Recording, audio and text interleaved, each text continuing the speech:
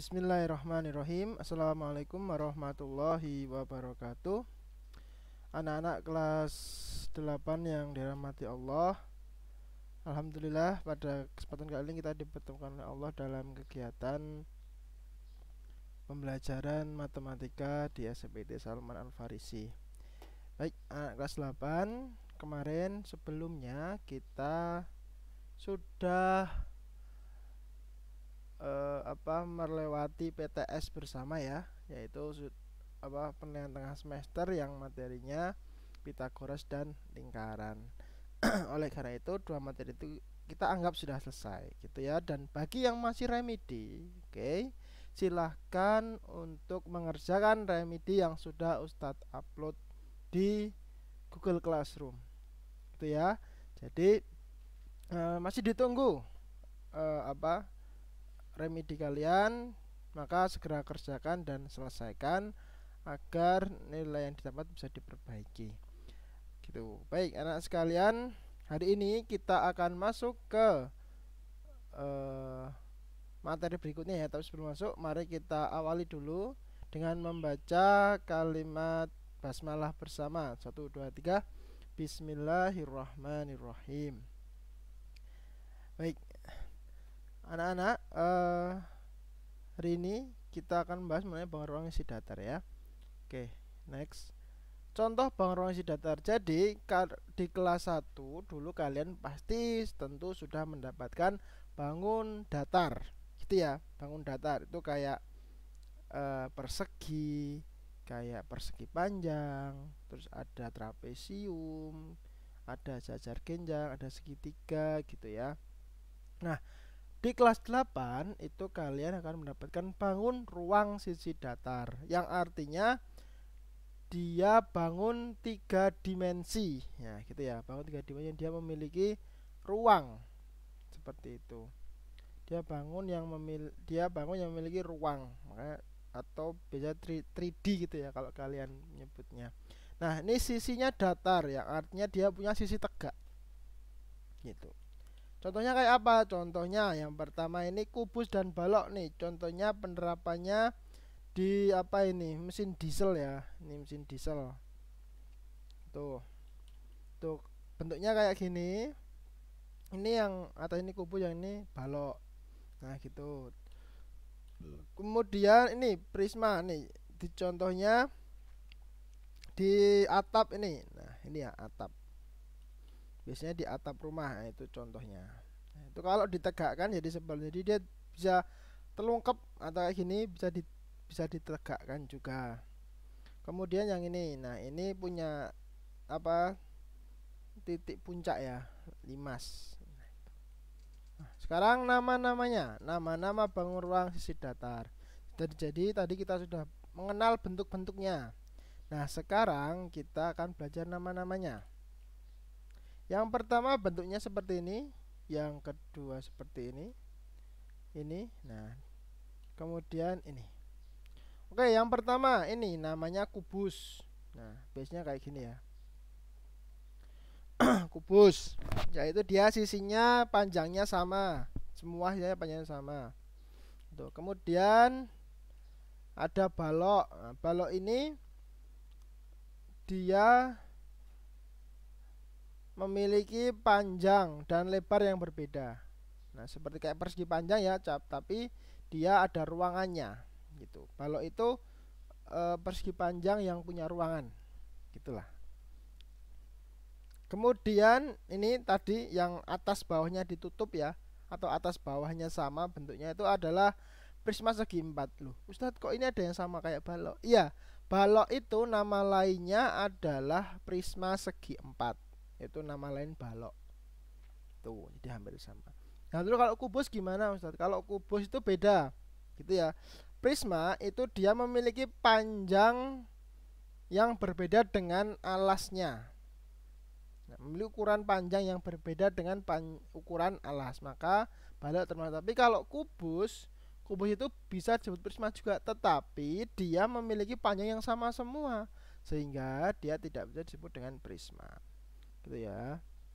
Nah, ini ya, jadi prisma itu dia tutupnya atas sama bawah itu sama. itu prisma. Diingat ya, prisma itu yang tutup sama alasnya itu sama. Nah, kemudian yang selanjutnya adalah limas. Ini limas segi 4, limas segi 3, limas segi 5. Limas itu ciri khasnya dia punya titik puncak di sini. Nah, kemudian nama limas itu disematkan karena alasnya. Dia alasnya segi berapa?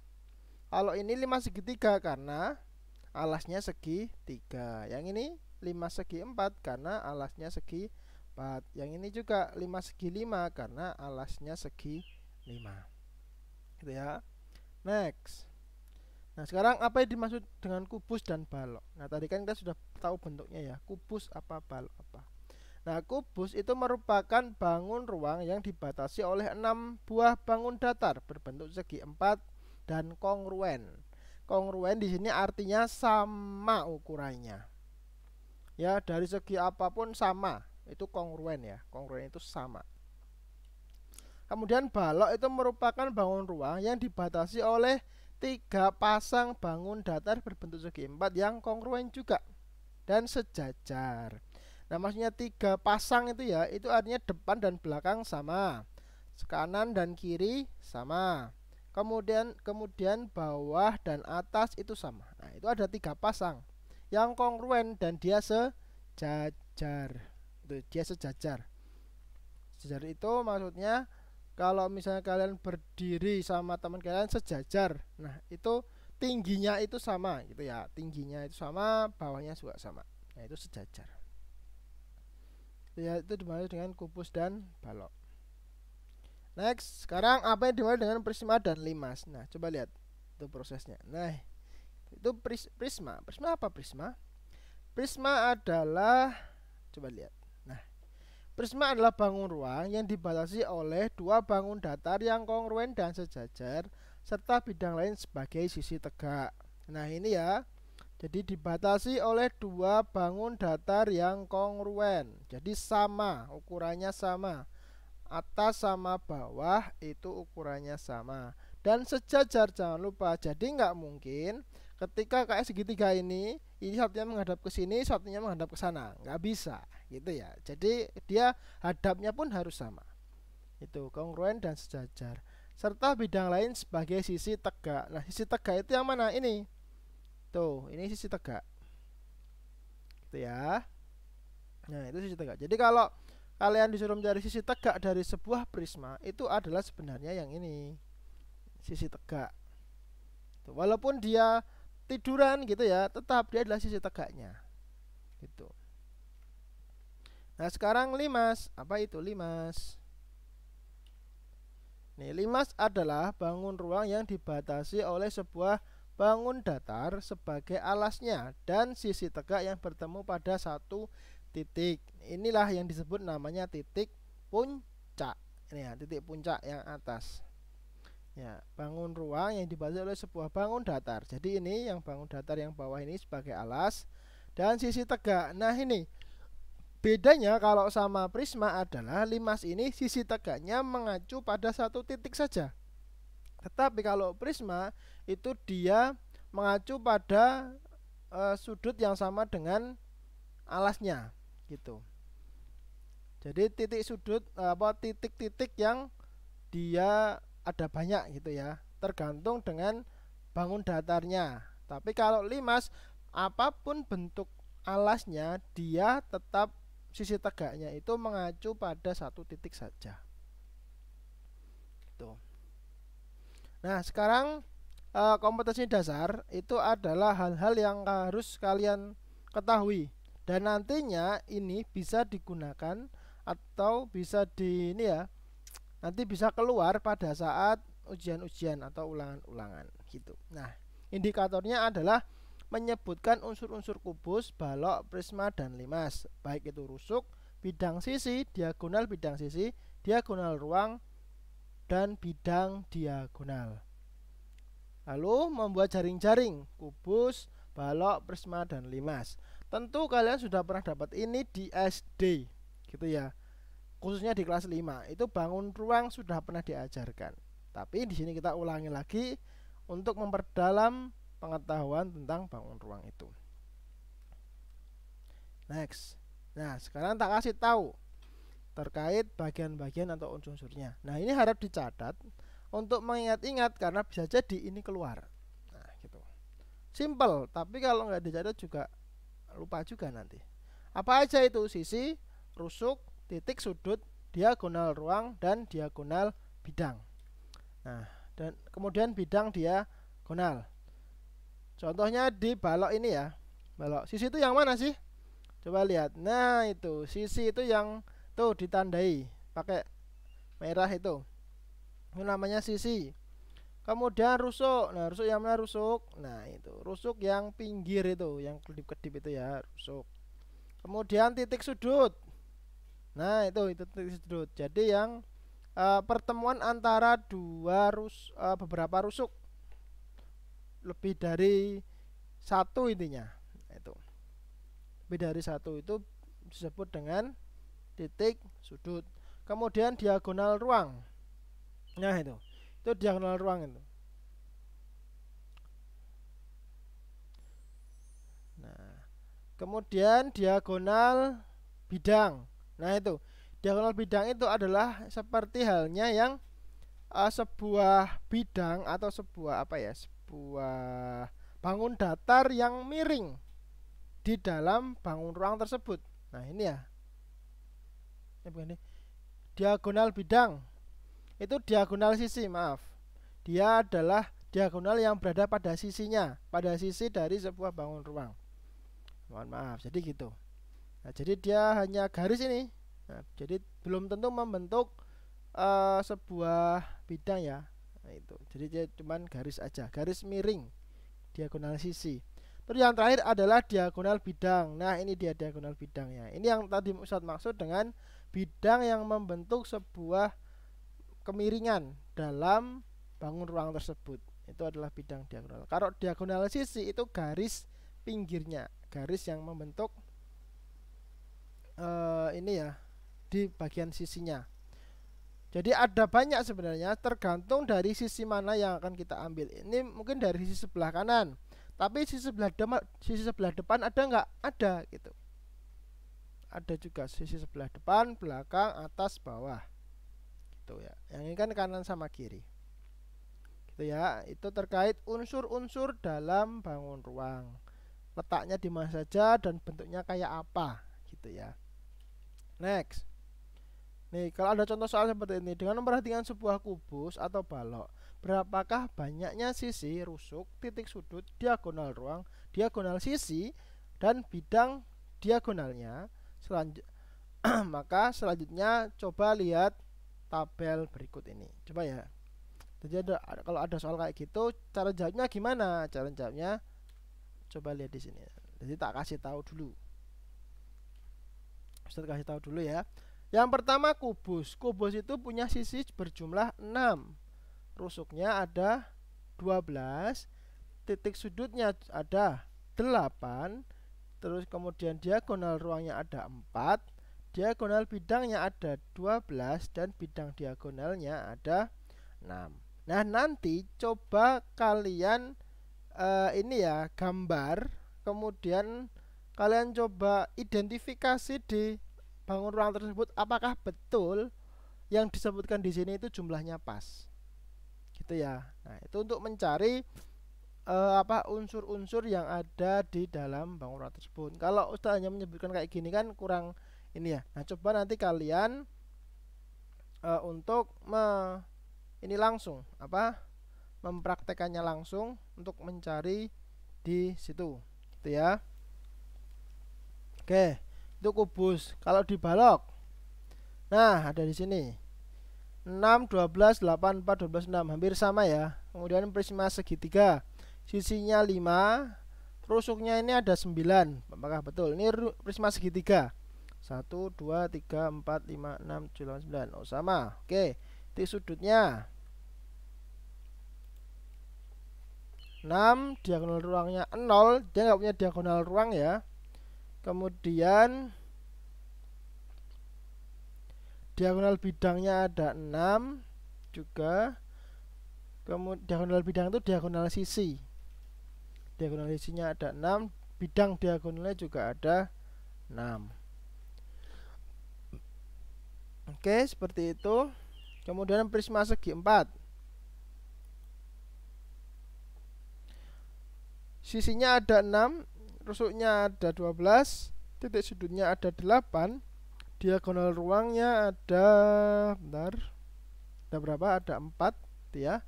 Kemudian diagonal bidangnya ada 12 dan bidang diagonalnya ada 6. Nah, itu prisma. Kemudian 5 segi 4. Oke, 5 segi 4. 5 segi 4, sisinya ada 5 ya. 1 2 3 4 5. Muter. Rusuknya ada 8. Titik sudutnya ada 5 ya, 4 bawah, 1 di atas. Kemudian diagonal ruangnya nggak ada, dia nggak punya diagonal ruang. Kemudian bidang diagonalnya cuma ada 2 ya, ke sana dan ke sana. Oke, diagonal bidangnya itu. Kemudian bidang diagonalnya pun juga cuma ada 2. Itu. Kemudian 5 segitiga. Nah, ini 4. Sisinya ada 4 ya. Kemudian rusuknya itu jadi ada berapa? 6. Kemudian titik sudutnya ada 4. Terus diagonal ruangnya nggak ada. Diagonal bidangnya juga nggak ada ya. Itu terus bidang diagonalnya juga nggak ada. Nah, itu 5 segitiga.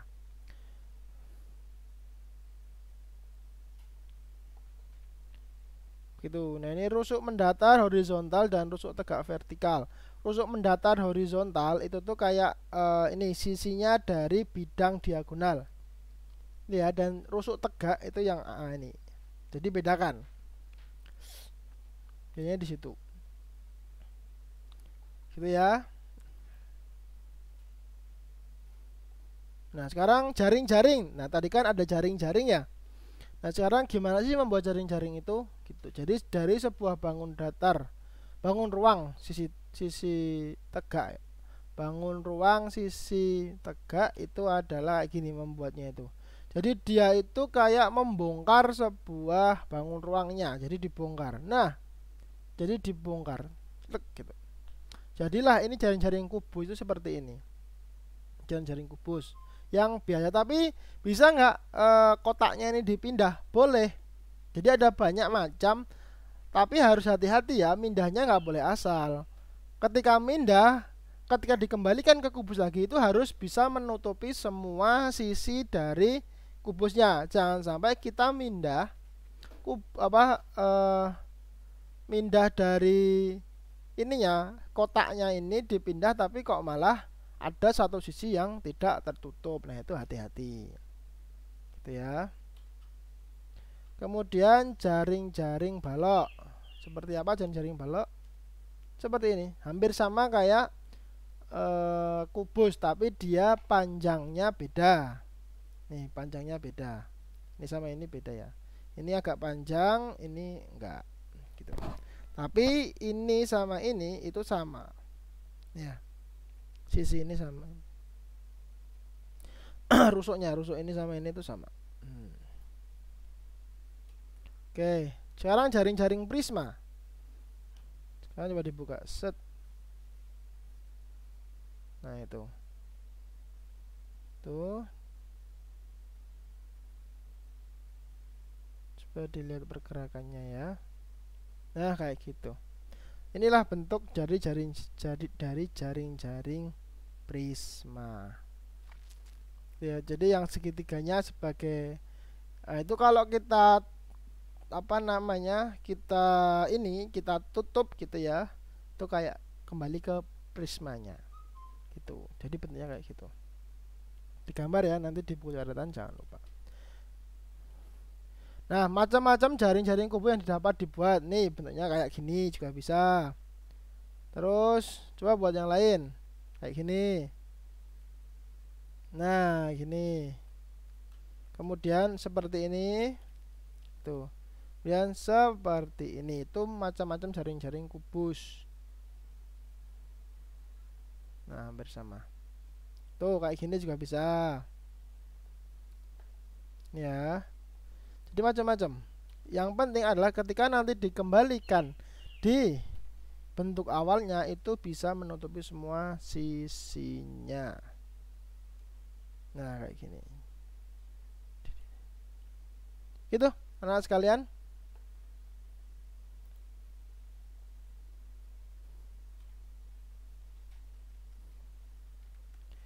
Jadi gitu untuk pembelajaran pada pagi hari ini kita mengenal dulu bangun ruang yang nanti akan kita pelajari dari unsur-unsurnya dan jaring-jaringnya. Nah, nanti pada pembelajaran berikutnya kita akan belajar mengenai luas permukaan dan volumenya. Nah, itu yang nanti kita akan berkaitan dengan rumus-rumus yang ada. Oke? Seperti itu untuk hari ini. Kurang lebihnya mohon maaf dari Ustadz. Bagi yang belum, saya lagi Ustadz ingatkan, bagi yang belum remedi, segera dikerjakan remedinya, gitu ya, agar untuk memperbaiki nilai kalian.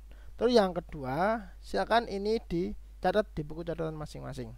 Fungsinya untuk apa? Fungsinya adalah sebagai belajar 2 kali, gitu ya. Jadi mencatat itu sebenarnya kalian mengulang atau belajar 2 kali secara tidak langsung, sehingga yang ada di memori itu lebih kuat insyaallah, gitu ya. Sekian dari Ustadz, kurang lebihnya mohon maaf. Kita akhiri dengan membaca hamdalah dan doa kafaratul majelis. Alhamdulillahirabbil alamin. Subhanakallahumma wabihamdika asyhadu an la ilaha illa anta astaghfiruka wa atubu ilaik. Sekian, wassalamualaikum warahmatullahi wabarakatuh.